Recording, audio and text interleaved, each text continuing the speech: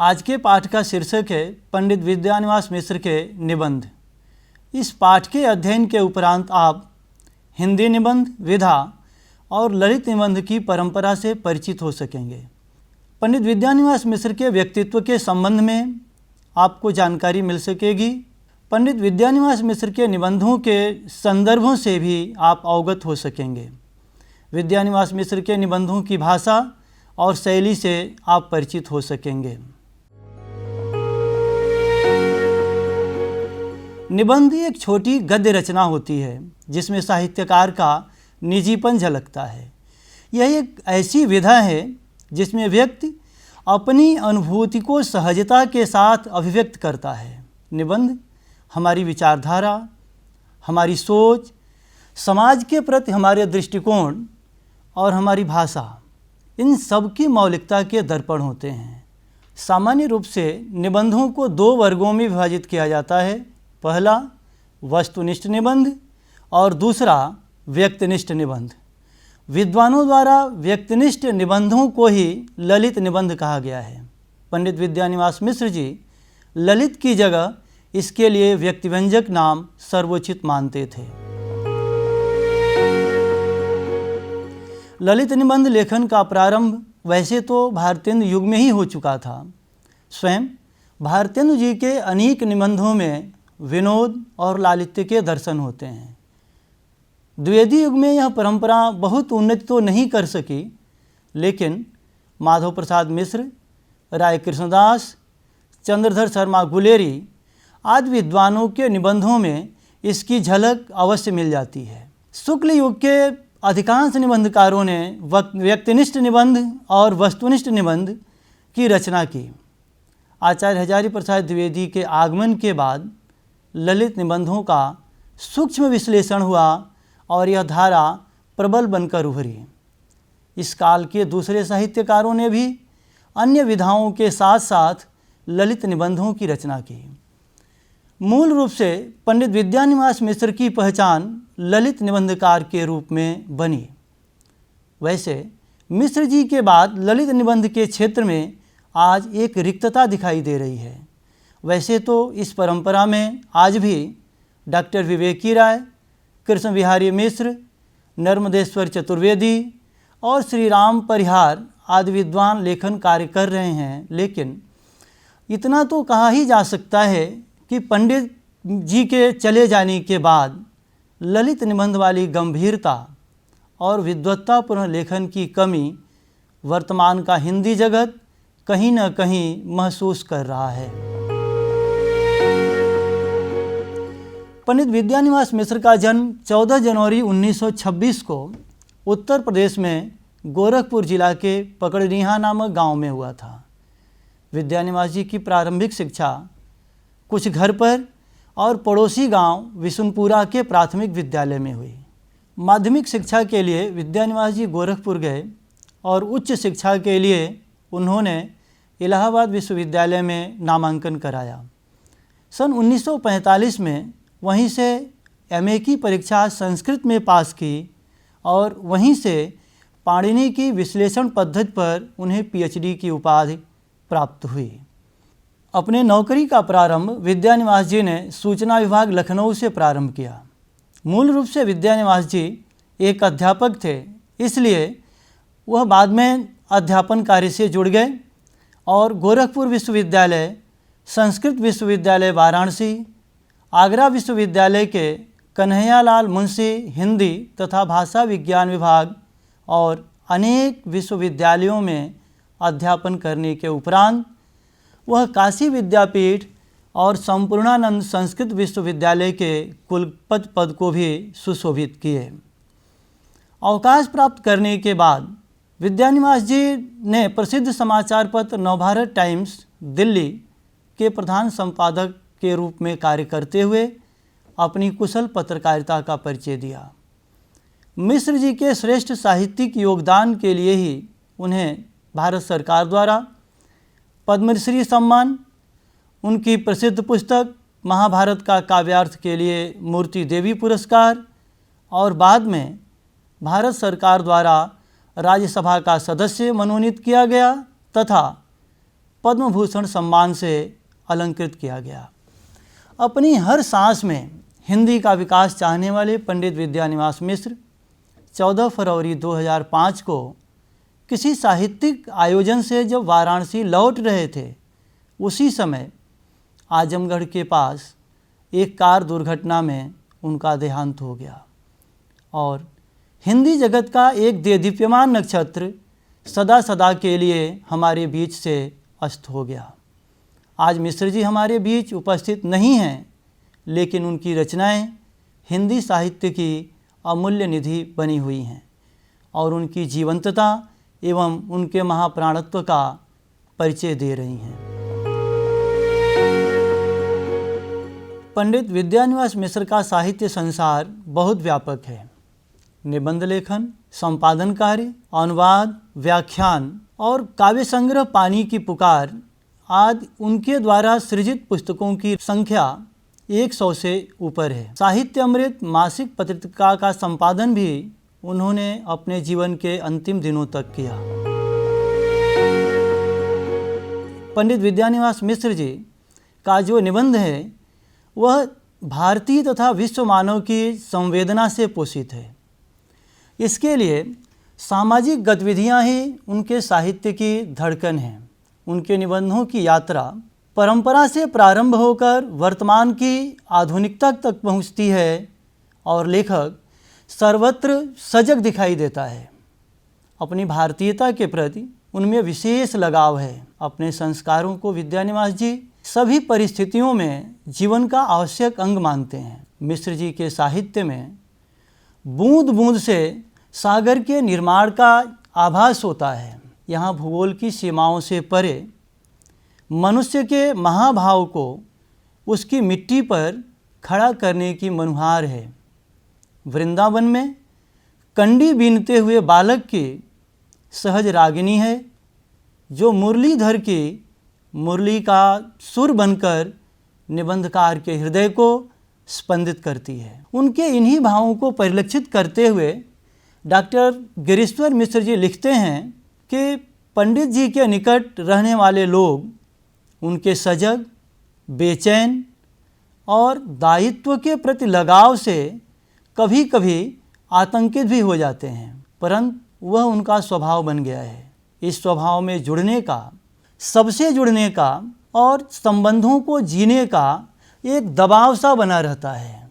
इन दबावों में पीड़ा, हास, परिहास, सुख सभी भाव शामिल रहते हैं। घर, गांव, नगर, महानगर, देश विदेश की बहुरंगी और विविधापूर्ण जिंदगी में रचे बसे समृद्ध अनुभव जगत ने मिश्र जी को एक उन्मुक्त मगर अनुशासित दृष्टि से सम्मिलित किया है, जो उन्हें असंपृक्त संलग्नता की शक्ति देती है। निजी छोटी घटनाओं, अनुभूतियों से लेकर पर्यावरण, संस्कृति, मूल्य, दार्शनिक प्रश्न, प्रतीकों और परंपराओं से जुड़े उनके लेखों में आंतरिक और बाह्य जगत की यात्रा करते हुए पाठक को लेखक के साथ आत्मीय रिश्ते से अनुस्यूत संवाद का सुख मिलता है। इनका लालित्य किसी मधुर वाद्य यंत्र से उठने वाले सुर, लय और ताल की तरह बांधने वाला होता है। संस्कृत, राजनीतिक, साहित्य, धर्म, दर्शन आज समाज के सभी पक्ष मिश्र जी के निबंधों के प्रमुख अंग हैं। मिश्र जी ने निबंधों में अपने परिवेश और समसामयिकता को कभी नहीं छोड़ा। एक तरफ गांव का मजदूर, किसान, खेतीबाड़ी, मिट्टी, कुंभकार, नाविक, चरवाहा है, उसकी दैनिक क्रियाएं प्रतिक्रियाएं हैं, उसकी गरीबी, मेहनत, सुख दुख हैं, तो दूसरी तरफ गांवों से लेकर महानगरों तक पैर फैलाती पाश्चात्य संस्कृति का प्रभाव भी है। अपने प्रथम निबंध संग्रह चितवन की छाह में मिश्र जी लिखते हैं कि देहातों में वन महोत्सव की तीसरी वर्षी गुजर जाने के बाद भी ईंधन की समस्या हल करने के लिए अरहर ही काम आ रही है, जो माघ का जाड़ा खेपाने के साथ ही खप जाती है, इसलिए विधिवत रसोई का सरंजाम नहीं हो पाता। कचरस और मटर की छिमी पर ही दिन कटते हैं। फागुन चढ़ते चढ़ते होरहा के रूप में भुने अन्न का सुअवसर प्राप्त हो जाता है।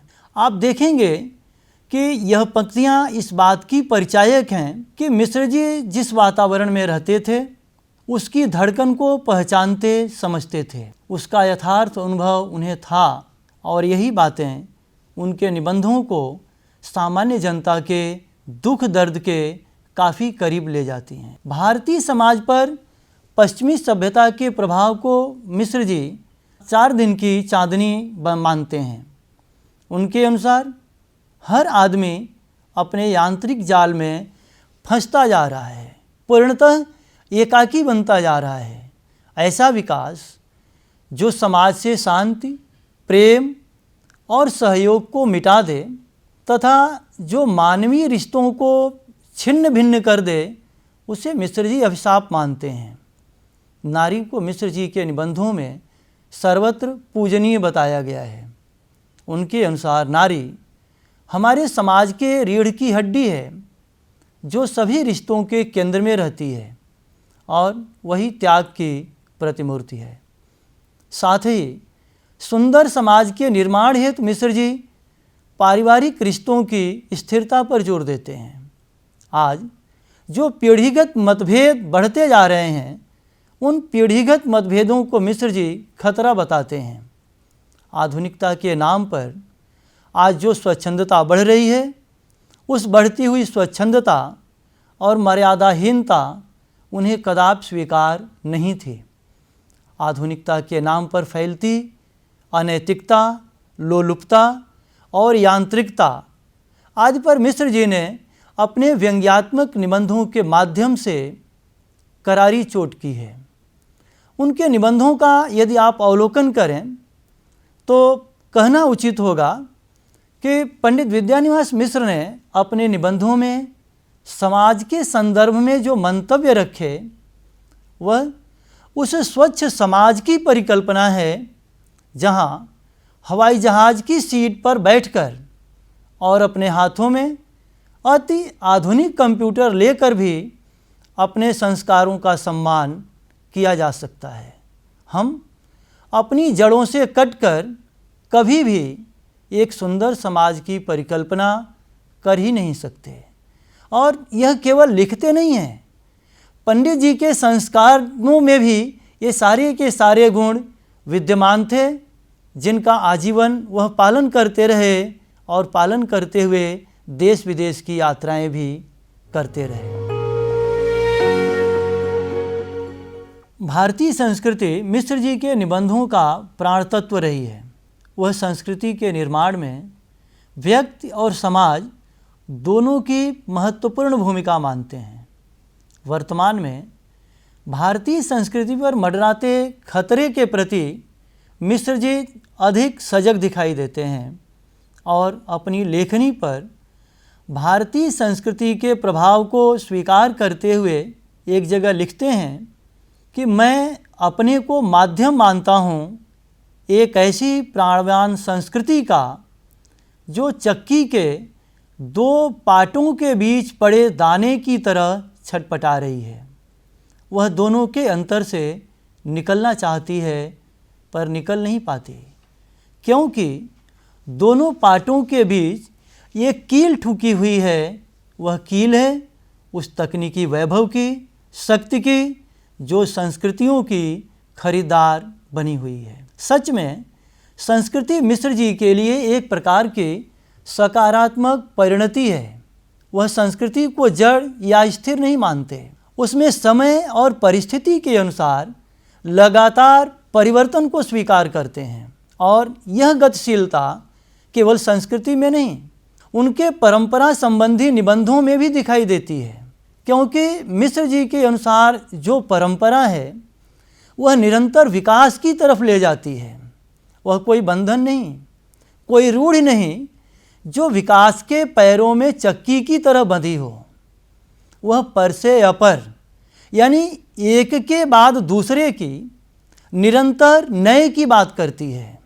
वह आधुनिकता से केवल तकरार ही नहीं करती, बल्कि यदि दोनों सहयात्री की भांति मानव जीवन की यात्रा में सहभागी बनती हैं तो वहीं जीवन की सार्थकता दिखाई देती है। यहाँ तक कि मिश्र जी ने अपने निबंधों में उन रूढ़ियों का भी समर्थन किया है जो हमारे मार्ग में बाधक नहीं हैं, लेकिन संस्कृति के नाम पर ढोंग और दिखावेपन का मिश्र जी सदा विरोध करते रहे। वह हमेशा मन से भारतीय होने का समर्थन करते हैं। तो इस रूप में आप देखेंगे तो मिश्र जी का जो निबंध है, उन निबंधों में समन्वयवादी संस्कृति का समर्थन किया गया है।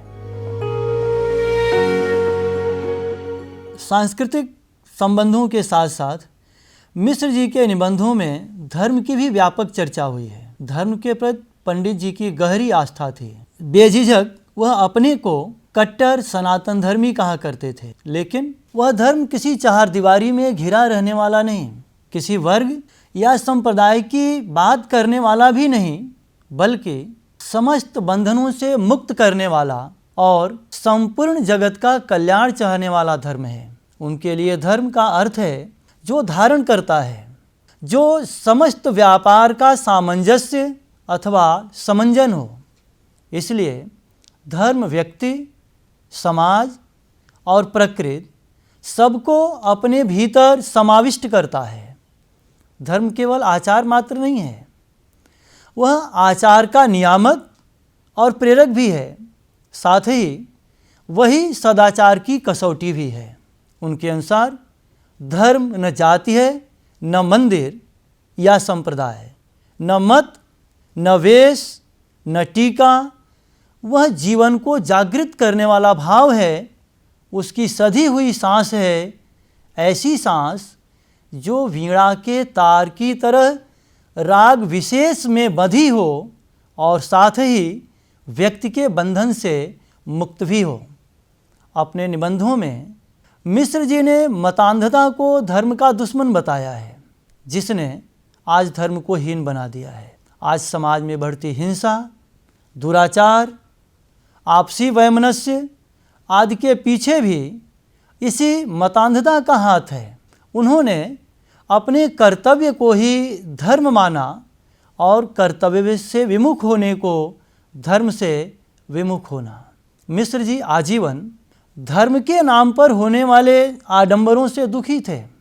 यही कारण है कि अपने व्यंग्यात्मक निबंधों में उन्होंने धार्मिक आडंबरों की बखिया उधेड़ी है।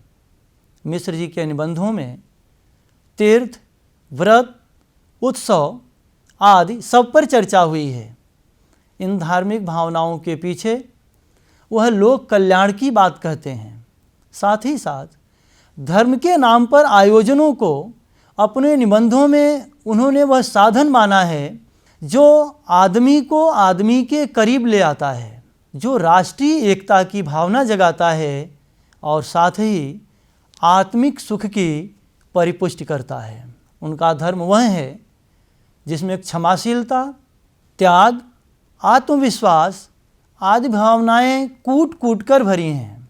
उनके अनुसार न्याय की रक्षा ही धर्म है।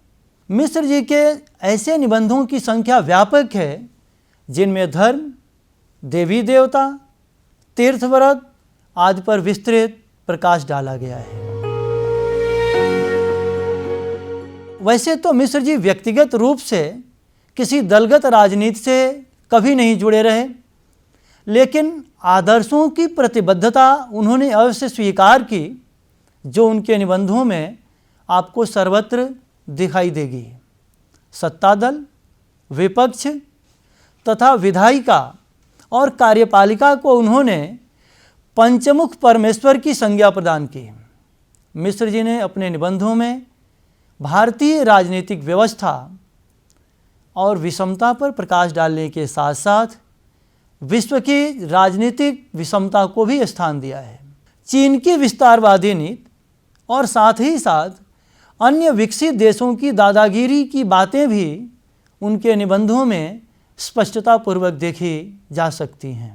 राजनीति के नाम पर धर्म भाषा, क्षेत्र, अगड़ा, पिछड़ा आदि के नाम पर जो बंटवारे हो रहे हैं, उन बंटवारों का मिश्र जी ने अपने निबंधों में विरोध किया है।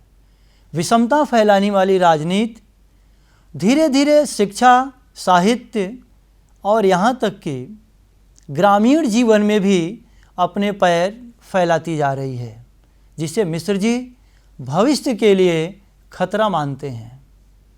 इसलिए उनके निबंधों के संबंध में यह कहना उचित होगा कि मिश्र जी ने केवल राजनीति को आधार बनाकर अधिक निबंधों की रचना तो नहीं की, फिर भी देश, काल और वातावरण के कारण उनके निबंधों में राजनीतिक पक्ष आते रहे। उन्होंने राजनीतिक मूल्यों के निरंतर ह्रास, सामान्य जनता की दुर्गतिपूर्ण स्थिति, शोषक वर्ग का बढ़ता हुआ अत्याचार, विभिन्न वादों का जन्म, राजनीतिज्ञों की दो मुही बातें आज ज्वलंत समस्याओं को अपने निबंधों में स्थान दिया है। विद्यानिवास मिश्र ने अपने निबंधों में भाषा के स्तर पर भी व्यापक चर्चा की है। स्वतंत्रता प्राप्ति के बाद भाषा से संबंधित समस्याओं, हिंदी भाषा की अवमानना, स्वतंत्र सरकार की भाषा संबंधी नीतियाँ, भाषा की अस्मिता और भाषा संबंधी समस्याओं का समाधान आदि विषयों को उन्होंने अपने निबंधों में स्थान दिया है। भाषा के नाम पर होने वाली राजनीति को उन्होंने इस देश के लिए दुर्भाग्य कहा। अपने निबंधों के माध्यम से उन्होंने शिक्षा का माध्यम हिंदी बनाने का समर्थन किया। हिंदी के विकास के लिए मिश्र जी ने हिंदी भाषी लोगों के मन से अपनी भाषा के प्रति हीन भावना त्याग कर उसके लिए संघर्ष की आवश्यकता पर जोर दिया। मिश्र जी ने अपने निबंधों में हिंदी भाषा के भूत, वर्तमान और भविष्य इन तीनों का एक सम्यक विश्लेषण किया है। उन्होंने सांस्कृतिक, राजनीतिक और व्यावहारिक इन तीनों स्तरों पर भाषा की समस्या को उठाते हुए उसका हल भी प्रस्तुत किया। उनका मानना था कि अन्य भारतीय भाषाओं के साथ मिलकर ही हिंदी का विकास संभव है और हिंदी के उचित विकास में ही भारतीयता के संरक्षण की संभावना दिखाई देती है। भाषा को लेकर मिश्र जी का गहन चिंतन बहुआयामी है। अपने निबंधों में वह हिंदी के विकास में ही देश और समाज के भविष्य को उज्जवल बताते हैं। मिश्र जी के अनेक निबंध यात्रा से संबंधित हैं। सच में मिश्र जी का जो मन था वह यायावरी था। वह प्रत्येक नई जगह को अच्छी तरह जान लेना चाहते थे, समझ लेना चाहते थे और इसके मूल में राहुल सांकृत्यायन जैसे यायावरी साहित्यकार के सानिध्य का कुछ प्रभाव भी रहा और उनकी विलक्षण विद्वत्ता भी यात्राओं के अवसर समय समय पर प्रदान करती रही।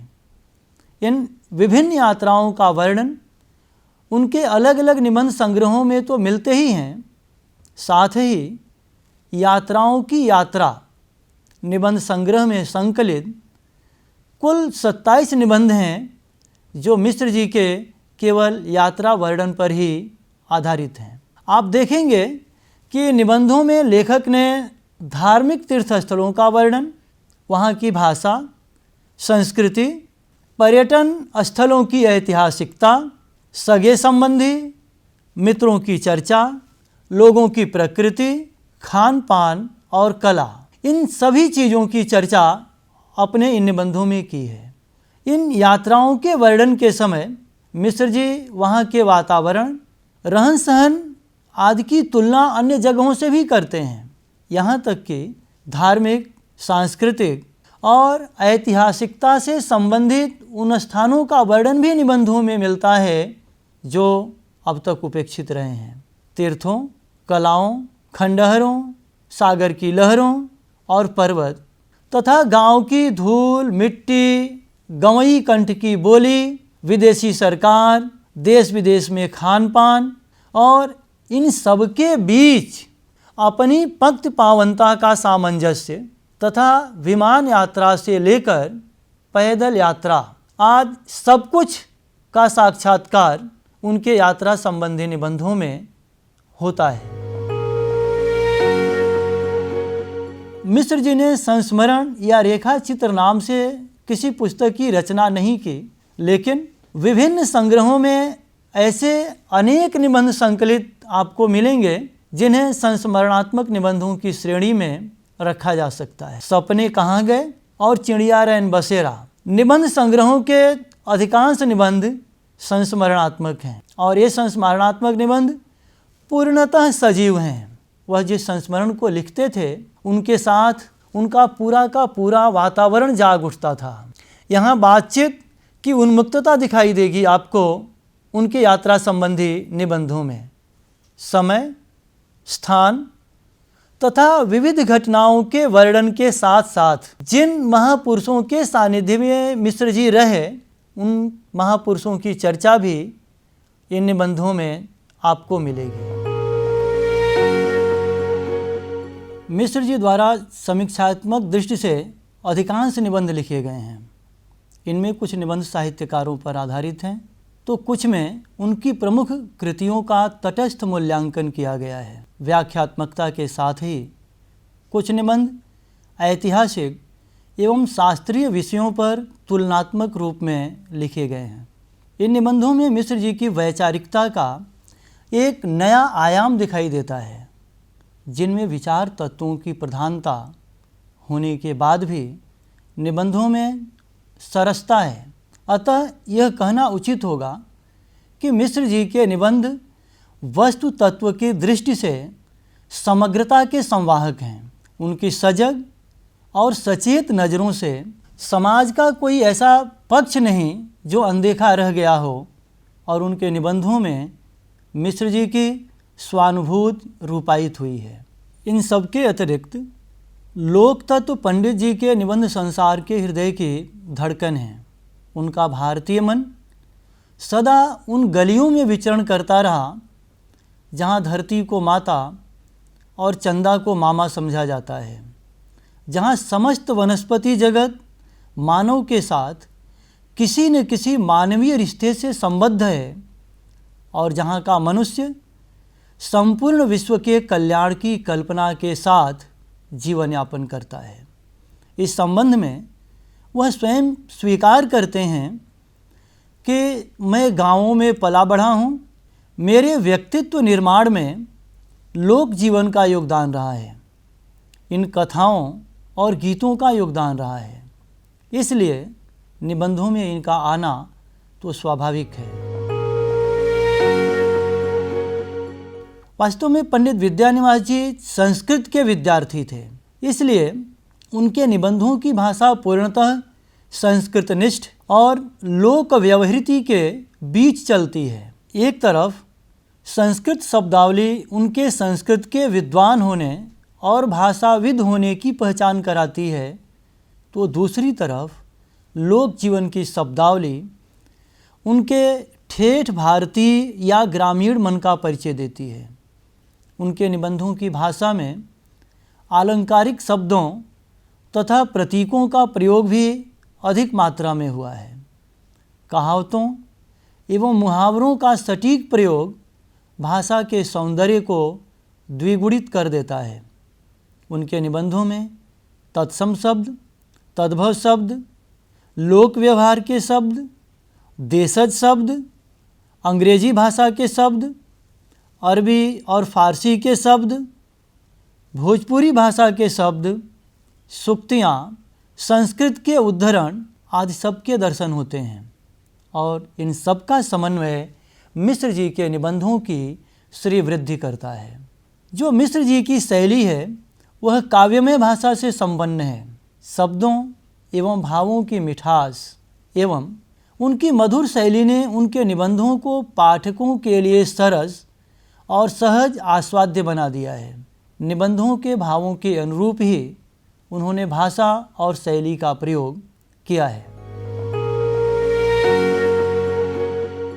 इन सभी बातों का अवलोकन करने के बाद समग्रतः यह कहा जा सकता है कि पंडित विद्यानिवास मिश्र जी के व्यक्तिनिष्ठ, व्यक्तिव्यंजक अथवा ललित निबंध एक तरफ अपने लालित्य को संजोए हुए लोक जीवन की मधुर झांकियाँ प्रस्तुत करते हैं और निबंधों में काव्यात्मकता का रसास्वादन कराते हैं, वहीं वैचारिक निबंध गंभीरता की तरफ संकेत करते हैं।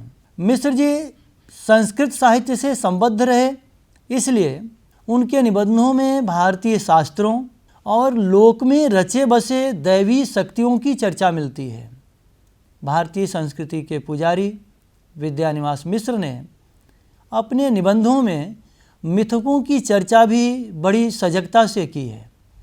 भाव निर्धारण तथा भावाभिव्यक्ति और अर्थ ग्रहण के सुगमता की जो क्षमता इन निबंधों के मिथकों में दिखाई देती है, वह अन्यत्र दुर्लभ है। प्राचीनता और आधुनिकता का सुंदर समन्वय इन निबंधों में दर्शनीय है और इसीलिए मिश्र जी को ललित निबंध परंपरा का समर्पित और सर्वश्रेष्ठ विद्वान कहना उचित होगा।